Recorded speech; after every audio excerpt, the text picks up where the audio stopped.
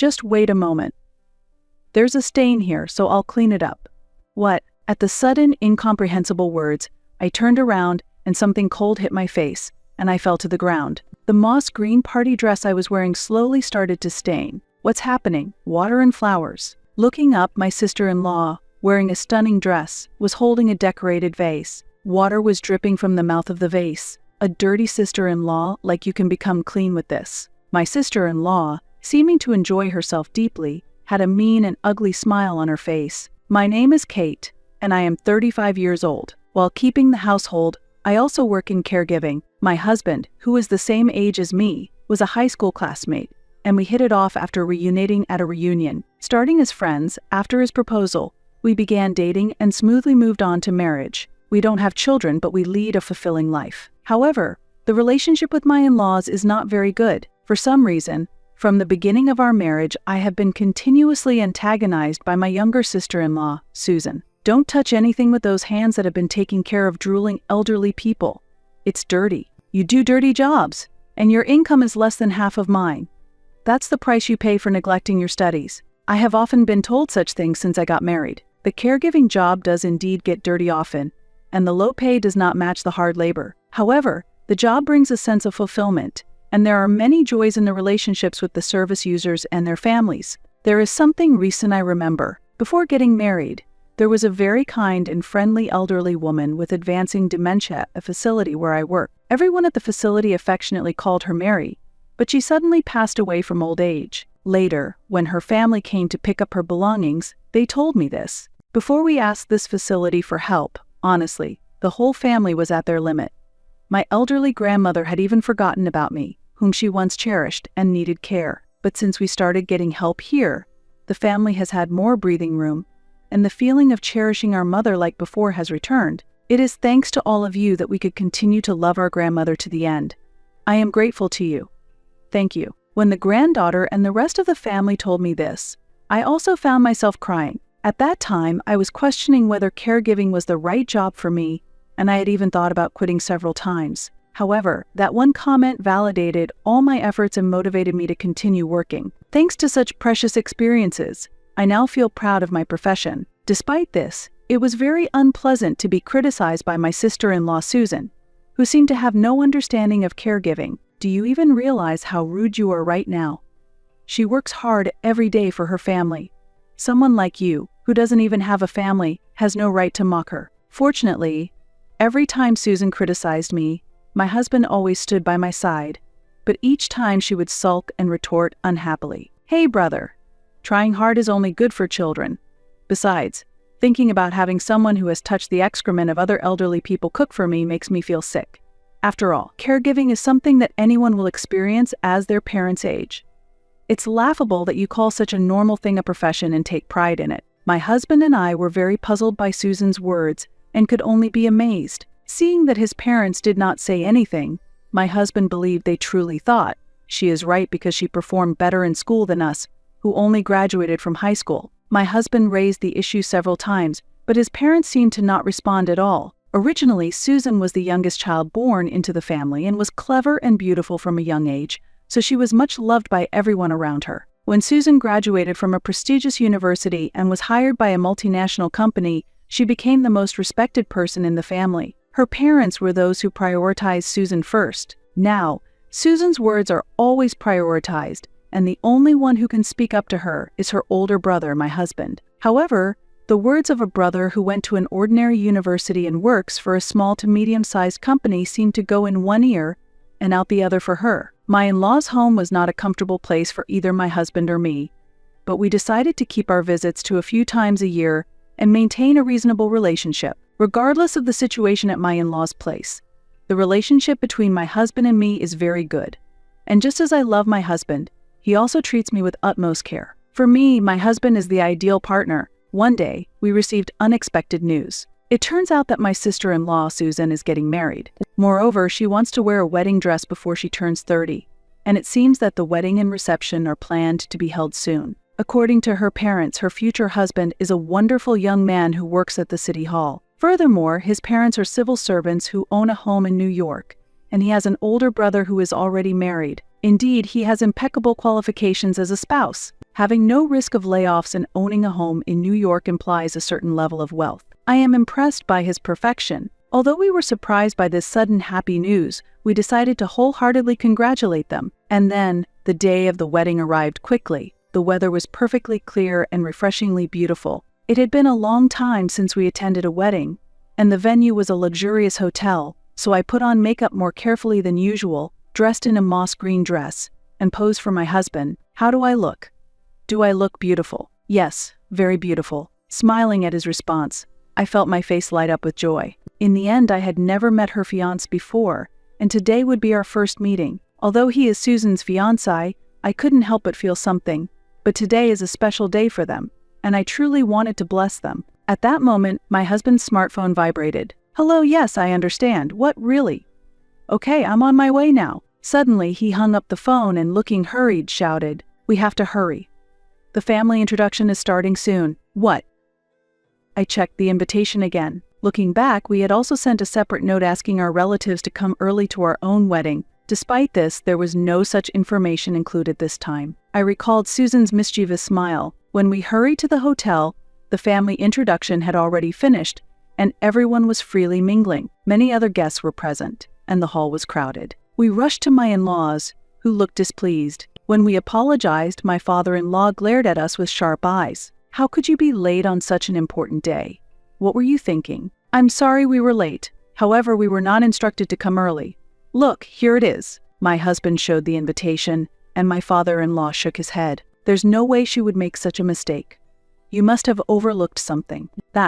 My husband was at a loss for words, and my mother-in-law, dressed in a black formal dress, said quietly, Someone will explain later, so make sure to greet everyone again before the reception starts, to avoid embarrassing her. My husband probably did not want to cause any more trouble at this joyous event. He seemed to accept my mother-in-law's words reluctantly. We both felt a bit uneasy. Maybe we should go to the bathroom first. Yes, that's a good idea. I agreed with my husband's suggestion. Our hair was messy because we had rushed. To reset our mood, we went to the bathroom, and on our way back, I saw Susan in her wedding dress. Susan, I came full of a desire to congratulate her, but in this state, it didn't seem like I could genuinely enjoy the ceremony. I couldn't help but call out to her. Clearly annoyed, she looked at me and responded curtly, Why did you come? What does that mean? I received an invitation and informed them of my attendance, so it's natural that I came. Her incomprehensible question made me forget what I wanted to ask. Her eyes, staring at me in the deserted hallway, seemed to be judging me, like casting pearls before swine. A luxurious hotel and a sister-in-law. It's just out of place. I couldn't understand what she meant. I was dressed appropriately for the occasion, and though I had been a bit disheveled earlier, I had since fixed myself up. Looking around, I didn't feel out of place at all, Susan continued. I thought people like you, who work in low-paid caregiving, would be too embarrassed to come here. Or did you just show up because you rarely get to visit such places? Her words were irritating, but I couldn't cause a scene here, so I suppressed my anger out of consideration for my husband. I always wonder, why do you speak like that? I'm here because I was invited, and I genuinely want to convey my congratulations. Also, many of the guests are elderly. Such remarks are not appropriate. Are you trying to say something to me? Despite my calm response, Susan frowned in displeasure. You married an ordinary husband, have no children, and you're satisfied with a low-paying, dirty job, yet you dare to lecture me. That's a joke. She was the one actually mocking people. I felt my blood boil. Just as I was about to retort, my husband called me from behind. When I realized what was happening and came back to my senses, she sneered through her nose. Today is my special day. Please avoid any unnecessary trouble. Saying that, she left accompanied by the staff. My husband approached me with concern. Are you okay? What happened? It's always like this. Don't worry. It's not a big deal. Despite trying to stay calm, my voice trembled. My husband seemed to sense something and silently hugged me. Honestly, I have lost interest in Susan's wedding. However, if I make a scene now, it will inconvenience many people, excluding Susan. So I decided to restrain myself today. Swallowing all the words I wanted to say, I quietly attended the ceremony under my husband's protection. I couldn't muster any feelings of celebration. I just bowed my head and waited for the time to pass. Since I had paid a substantial gift of money, I decided to at least make the most of the meal. After the ceremony, as we were heading to the reception venue, a staff member suddenly stopped me. The bride has requested to speak with you. She says she has something to tell her sister-in-law. Confused about what it could be, but knowing I must go if it was the bride's request, I told my husband and headed to the dressing room. In the dressing room, Susan, having just changed her outfit, was adjusting her accessories. "Can we have a moment alone, please?" "Yes, but the reception is about to start soon, so not for long." "I know. Just leave us alone quickly." Intimidated by Susan's raised voice, the staff hesitantly left the dressing room. What on earth does she intend? Grumbling, Susan reapplied her lipstick and looked at me sharply. "Do you understand why I called you here?" "No, I don't." "Do I really need to spell it out?" "This is why low education is such a problem." "What exactly do you want to tell me?" "Called there only to be insulted," I asked while suppressing my irritation. "If you don't understand, I'll make it clear I've explained things to everyone. And I want you to leave now." "What?" Startled by Susan's unexpected demand, I was at a loss for words. Susan continued to be upset. "You've already come, so I'll allow you to attend. But I never expected you to stay for the reception. That's really brazen. You really are clueless." Susan's mocking laughter was as grating as ever, but I also felt a desire to leave. A direct refusal would mean no later blame from my in-laws. "It's a shame I won't enjoy the reception meal. But it's far better than spending it with a fake smile." "Understood." With that decision made, I reached for my phone to contact my husband and was about to leave when she spoke. "Just wait a moment. There's a stain here, so I'll clean it up." "What?" At the sudden baffling words, I turned around and something cold hit my face and I fell to the ground. The moss green party dress I was wearing slowly started to stain. "What's happening?" "Water and flowers." Looking up, Susan, in a stunning dress, was holding a decorated vase. Water was dripping from the vase and Susan had a malicious smile. "A dirty sister-in-law like you can become clean with this. The flowers are just for charm. Just adding a little beauty to your plain face. No thanks needed." Susan seemed genuinely pleased as she said this and reached for the intercom. "Oh, sorry. My sister-in-law tripped and knocked over the vase. I have to attend the reception. Can you take care of the cleanup?" Susan then immediately threw the vase at me. The vase rolled on the floor and stopped at my feet. Unlike the previous sarcasm and insults, this direct action was a first, and I was stunned. "I feel much better now. I'll say it again. Don't come to the reception. Go back alone. It would be a nuisance to see you there." Now I finally understood. Usually because my husband and in-laws are around, she couldn't take such actions. In this state, it would be foolish to go to the reception, and I might not even be able to get on the train for my return. Seeing me despondent, Susan smirked triumphantly. As I gritted my teeth, I heard someone running towards the door. Suddenly, the door opened, and the situation changed dramatically. "What are you doing to her?" The man standing in front of me wasn't staff but appeared to be the out-of-breath groom, holding a vivid red bouquet of roses. Nothing. She fell over by herself and got doused with the vase water." Susan answered calmly, then glanced at the bouquet, unable to hide her delight, and exclaimed, "Wow, bright red roses. Beautiful. Is this a surprise?" "Yes, I'm so happy. I told you I was wearing a red dress. Let's go to the reception." "She's fine. I've already informed the staff, so it doesn't concern us." "It doesn't concern us." The groom glanced briefly at Susan's arm wrapped around his, then shook her off. He then walked over to me, pulled out a handkerchief from his pocket, and offered it. "Please use this." "Thank you." As I accepted the handkerchief, I checked the time, and the reception was about to start. "I'm fine. Please go ahead to the reception. While I don't care for Susan, the groom and other guests are innocent. I don't want to cause them any trouble because of me. Let's go. Don't worry about her." "Sister-in-law, didn't Susan just say it doesn't concern her?" My hesitant reaction probably let something slip. Susan stood frozen, a look of realization on her face. Behind her, the groom smiled at me. "You are a special benefactor, especially as my sister-in-law." "What do you mean?" Both Susan's and my voices of surprise echoed at the same time. "A benefactor? What is he talking about?" I was supposed to meet this groom for the first time today. As I looked at his face, I recalled the past and finally made the connection. By any chance, are you related to Chloe Miller, whose family I cared for at the facility where I used to work?" "Yes, that's right. You really helped us out back then." Indeed, he was from the family of Chloe Miller, who had once told me as a caregiver, "I'm glad I met you. It turns out that my fiancé's sister-in-law is the caregiver who helped us back then." At that time, I only knew her by her last name, and all I heard from her was that she had a brother who was married. What, you knew each other? And what do you mean by benefactor? Isn't your grandma long gone by now? Susan was unable to grasp the situation and looked confused. That's right. Just before our grandmother passed away, your sister-in-law was the one who cared for her in our family's place. Susan averted her eyes at this unexpected connection. After a moment of silence, Susan forced a smile at the groom and said, "Oh, I see. Anyway, let's go to the reception. Everyone is waiting." "But what about her?" "Look, leave her to the staff.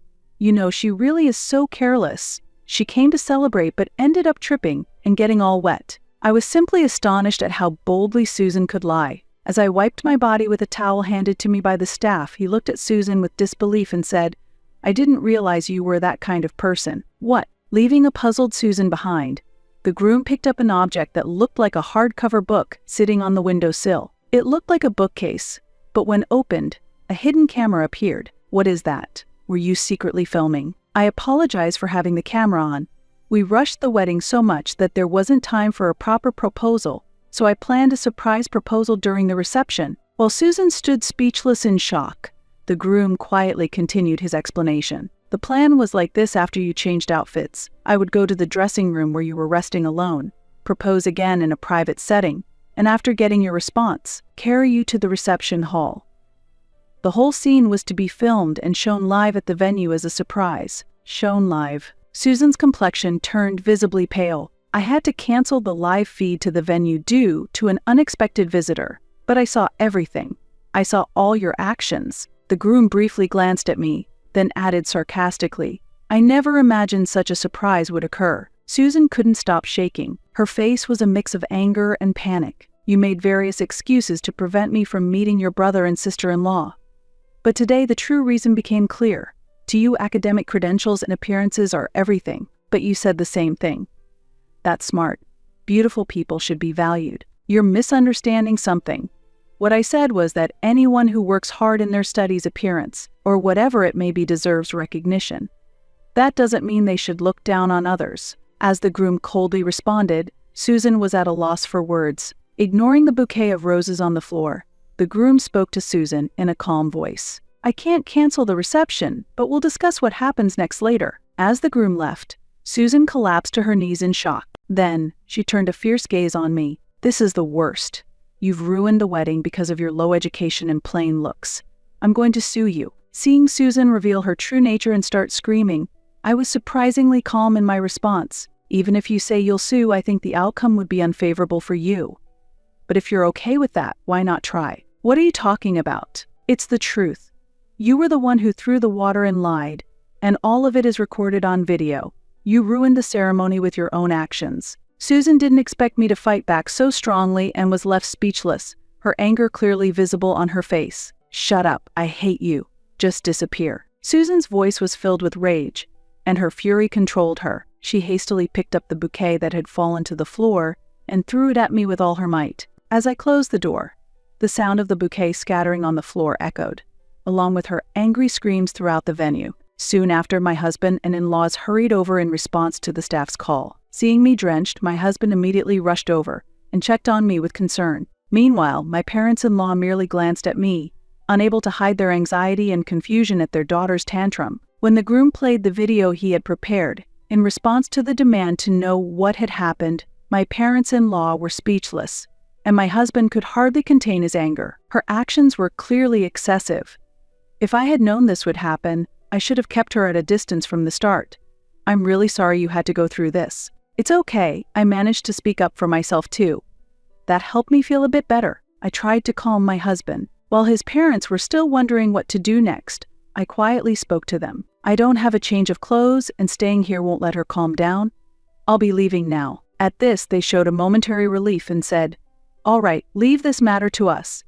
It would help if you could go back as soon as possible. Today's main character is our daughter. You'll forgive her, won't you?" They replied. I sighed slightly at their words, understanding their parental heart, yet prepared to leave. At that moment, my husband gently embraced my shoulders and firmly addressed his family. He declared boldly in front of them, "I cannot allow my wife to continue being treated this way. I'm truly sorry, but we will need to keep some distance moving forward. I hope everyone here has a long and happy life." This sudden declaration left his parents shocked and utterly speechless. Afterward, we quietly left the venue while holding each other's hands. The planned reception did start, but was delayed by several minutes and eventually had to be canceled due to cancel beer, unsettling and frantic behavior. At the scene, the groom announced their divorce, and Susan found herself single again just a month after getting married. I heard that she blamed the entire series of failures on me, but all of it was the result of her own actions, and I felt no sympathy for her situation. It seemed that the consequences of her past behaviors had finally come back to haunt her. After cutting ties with my in-laws, one day, I asked my husband if he felt lonely being away from his biological family, to which he immediately responded with a bright smile. "What are you talking about? I have you, and we're going to have more family members soon." As he said this, he lovingly stroked my belly. "We're going to build a warm home for this child." His gaze was tenderly fixed on me and the new life growing inside me, his expression as warm as a gentle patch of sunlight. I wholeheartedly wish for a happy future together with him. From now on, the three of us will live here. The house is large, so just the two of us would make you feel lonely. It's pitiful to leave my sister in a small apartment, and now is the perfect time for her to move. I hope you can support her job search. The moment the move was completed, my husband, acting all high and mighty, brought his younger sister Julia home. Just recently, my beloved grandfather passed away. Preparing for the funeral and sorting out his belongings, and above all, the sudden farewell to a loved one, had drained me both physically and emotionally.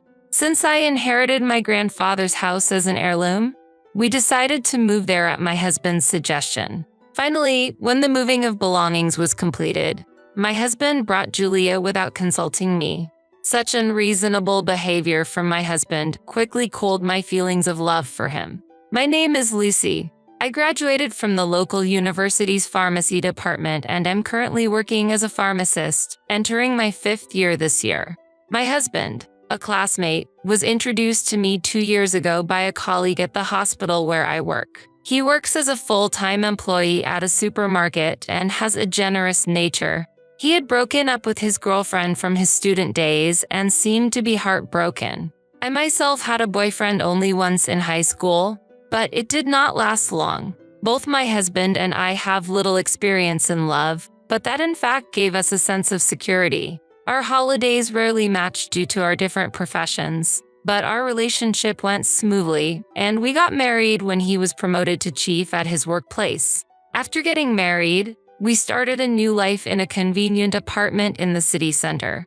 My parents died in an accident, and since high school, I have lived with my grandfather in his old house. The house, an old building, creaked every time you walked on the floor. However, my grandfather's chronic illness worsened 6 months ago, and his health deteriorated, leading to repeated hospitalizations, and he became hardly able to go outside. That house, filled with memories of my grandfather, is very precious to me, and even after moving, I regularly go back to clean it. My grandfather, fighting his illness, was very happy about my marriage and said strongly, "This motivates me to keep going." I promised to lead a happy life, keeping his words close to my heart. Fortunately, I was able to establish a good relationship with my husband's parents quickly, and although they live far away and we only meet a few times a year, they always say, "You are always welcome." The start of our married life was smooth, but there was one concern. It was about Julia. She is currently a first-year college student, a lively 19-year-old, living alone while attending a university near our apartment. She has moved away from her parents' home. The decision to choose this residence was mainly made by my husband, influenced by the fact that Julia would be attending a university in the city. The siblings have always been close, and Julia had expressed her desire to be near us. It's natural to get along well as a family. However, I immediately regretted not having more discussions with my husband, who had decided based solely on his sister's wishes. 3 days after moving, while I was trying to tidy up the remaining boxes on the weekend, my husband brought Julia over unexpectedly, catching me off guard. With no prior notice and me in casual clothes and no makeup, I couldn't just send her back, so I hurriedly made space and asked her to sit in the living room. Although we had met a few times during our courtship, those occasions were always pre-scheduled, and we met outside, so I was properly dressed. Feeling irritated with my husband, I decided to remain calm in front of Julia. "Congratulations on your marriage. Please take good care of my brother," said Julia, handing me a paper bag. Inside was baked goods from a famous Western confectionery store. "There's no need to be so formal. It would cost me a lot to return the favor," my husband said with an easy laugh, but I couldn't hide my agitation inside. Julia, with her lavish spending habits, owns expensive clothes and accessories that seem too mature for a student. I once asked my husband discreetly if she might be doing something improper, but whenever it comes to Julia, he changes his expression and says, "She wouldn't do such a thing, but I'll offer to help financially if she's in trouble." Julia certainly receives a monthly allowance from her parents. I've heard this directly from her mother and know the details of the amount, so I'm confident it's accurate.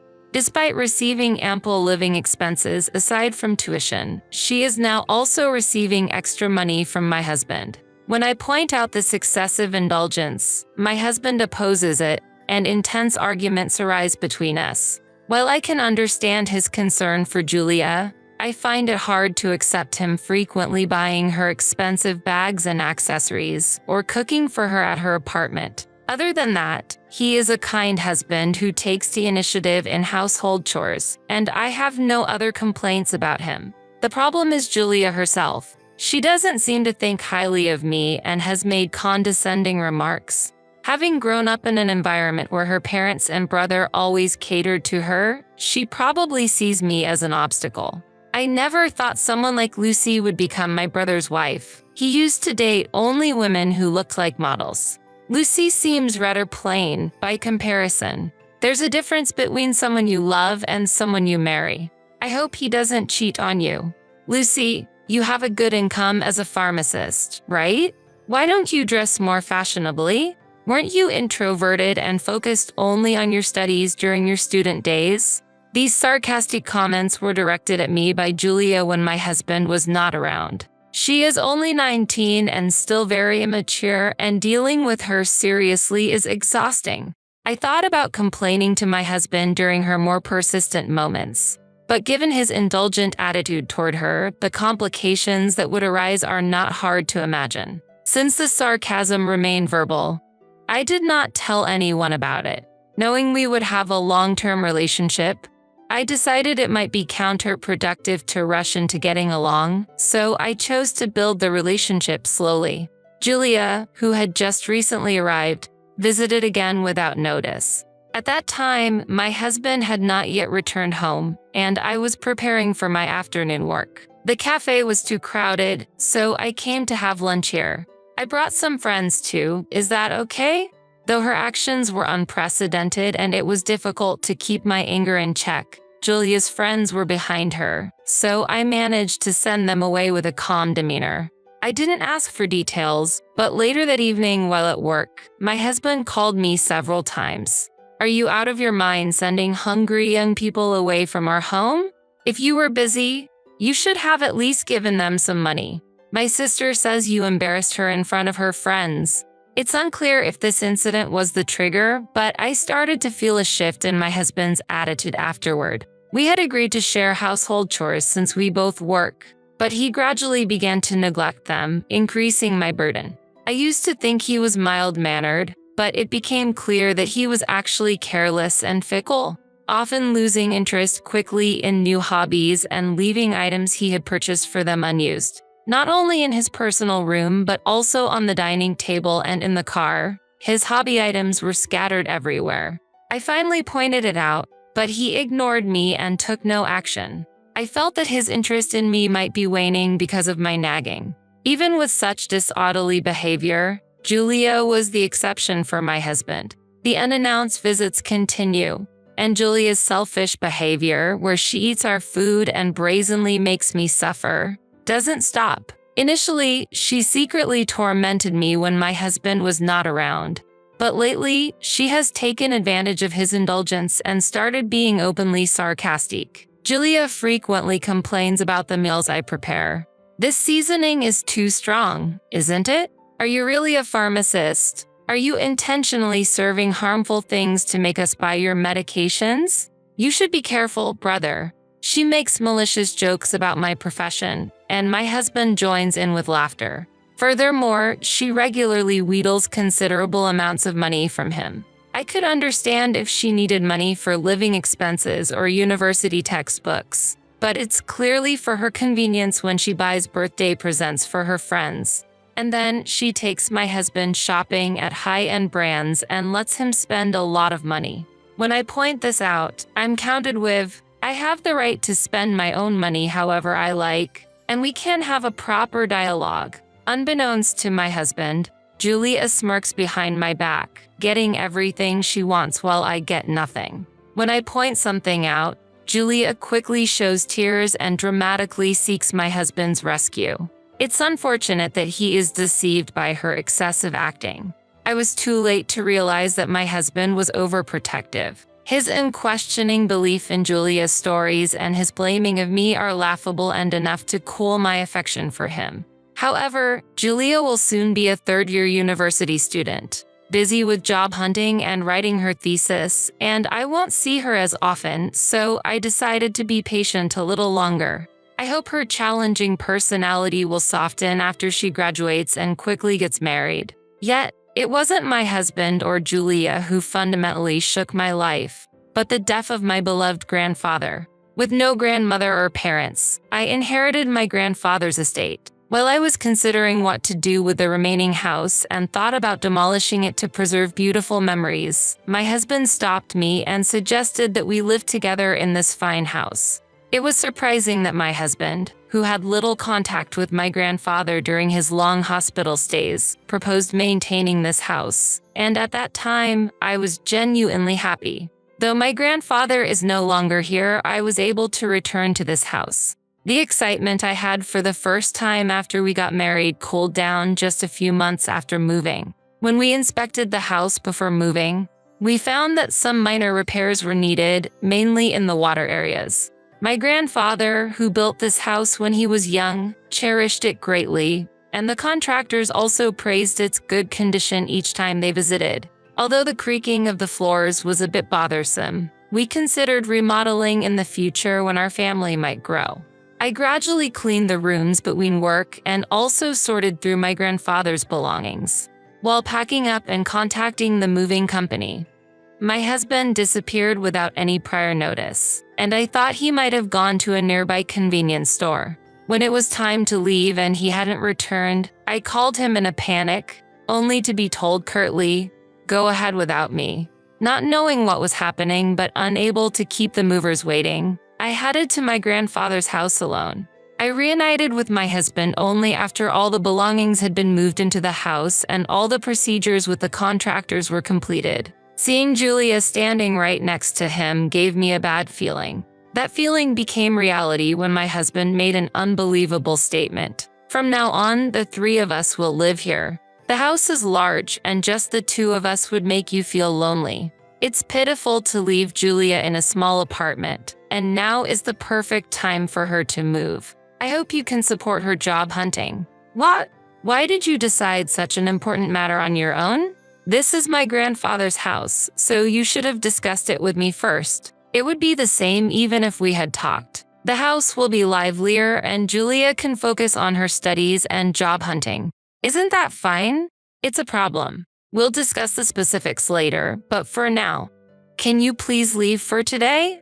I'm exhausted from handling the funeral and moving preparations alone for months. And just moving into this house after my grandfather's death doesn't make it the right time." But my husband shouted regardless, "How can you say such a thing?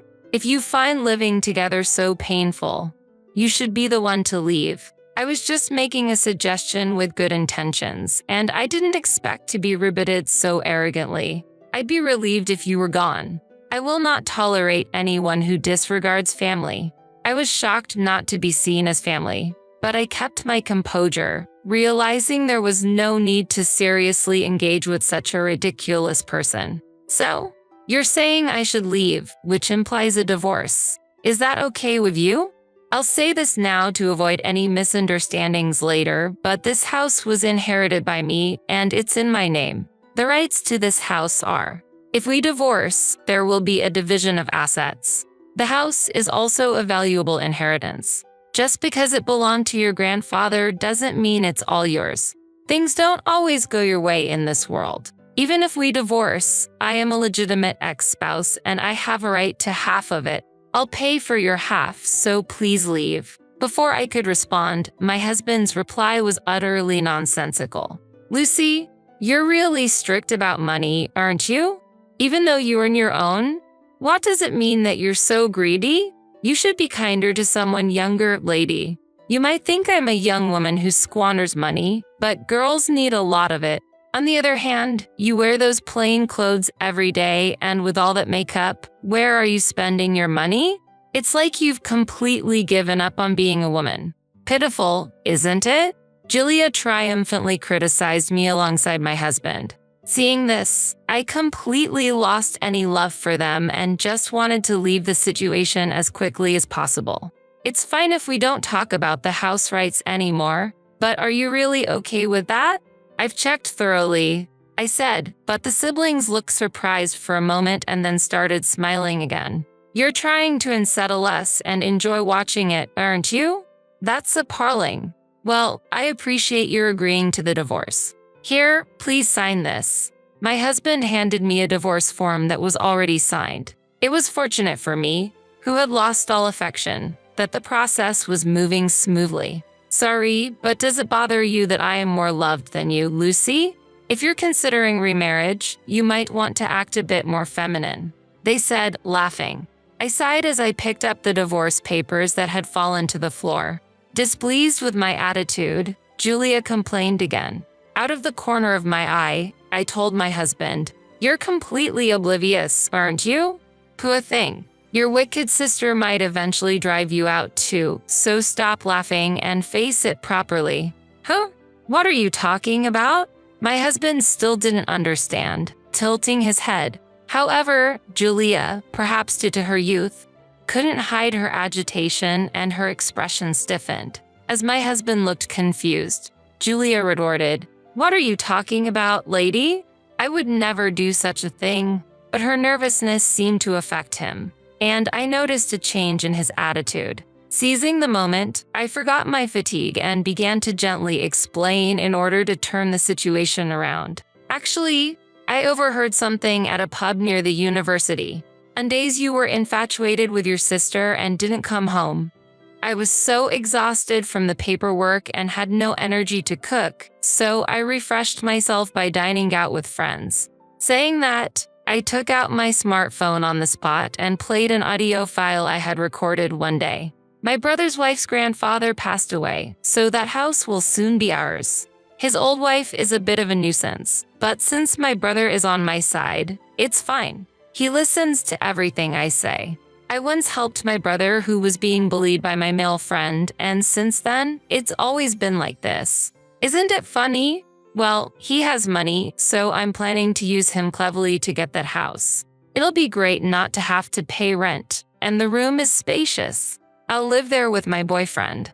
Once I get the house, I'll slowly pull money from my brother and eventually drive him out. I think it's no problem. If my brother brings up divorce because of the house, that old wife will definitely panic. Fortunately, the pub was noisy, but where I was sitting was perfect for recording clearly.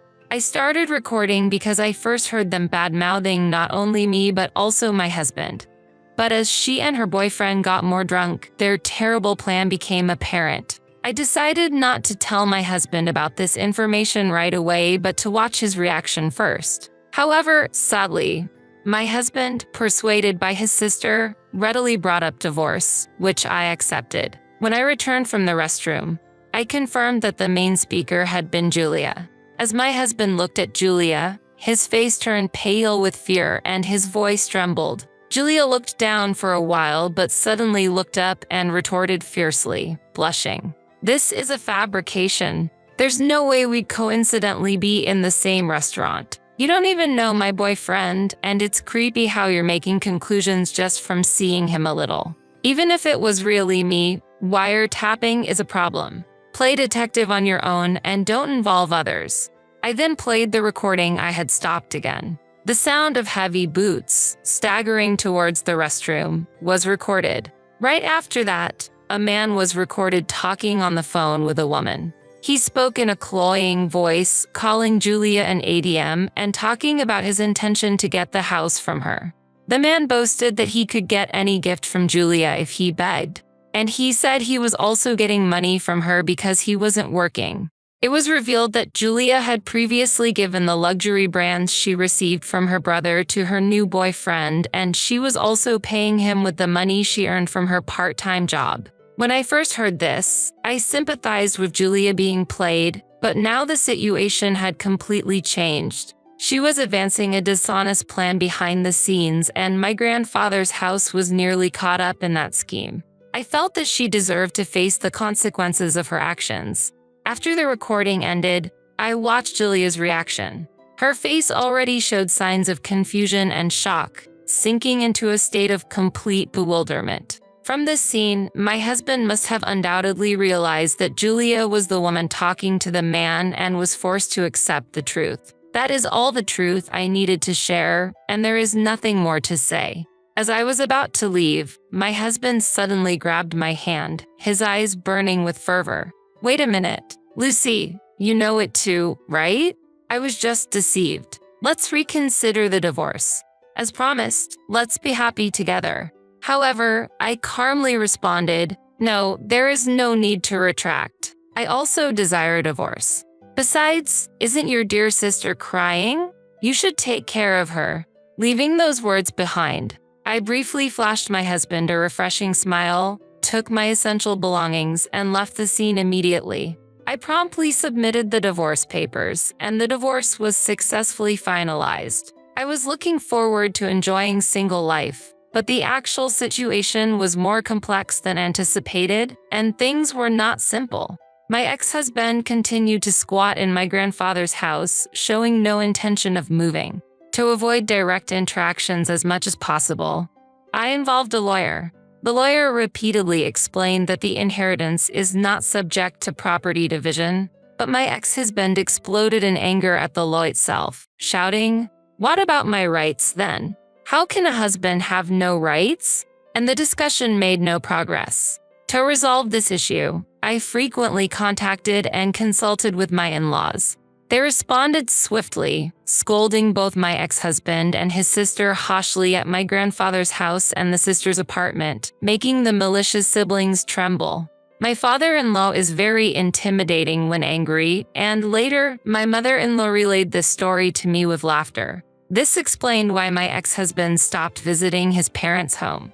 Even after the divorce was finalized, my in-laws deeply apologized to me, but I clearly explained that I was not contacting them to seek apologies.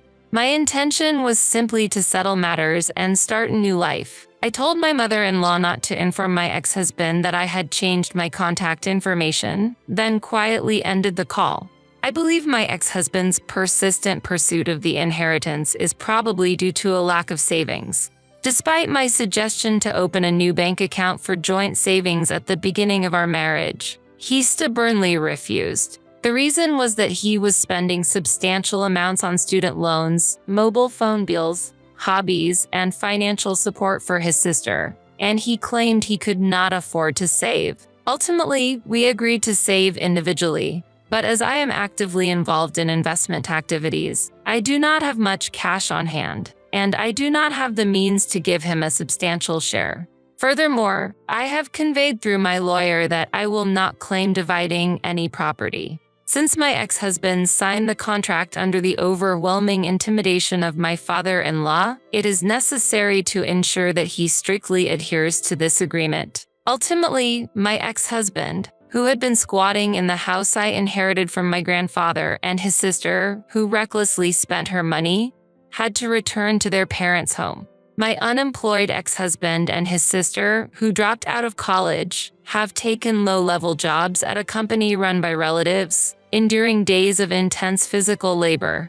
Under strict supervision, they are being retrained both mentally and physically, laboring in tears each day. During this time, my mother-in-law sent a photo showing how the long hours of work have changed my ex-husband's physique, turning his bare belly into a toned one. But this sparked no emotion in my heart. As for my sister-in-law, she initially tried to use her youth and attractiveness to get close to her boss. But since the president is a relative, her plans utterly failed. Now, having removed all her glamorous nails, she is engaged in agricultural work, experiencing fulfilling labor. Meanwhile, I spend tranquil days in my grandfather's nature-filled house, mourning his death but able to immerse myself in memories by looking through the albums I've organized. In this warm and peaceful home, I plan to host small parties for close friends in the future. This is my small joy and the step towards my new daily life.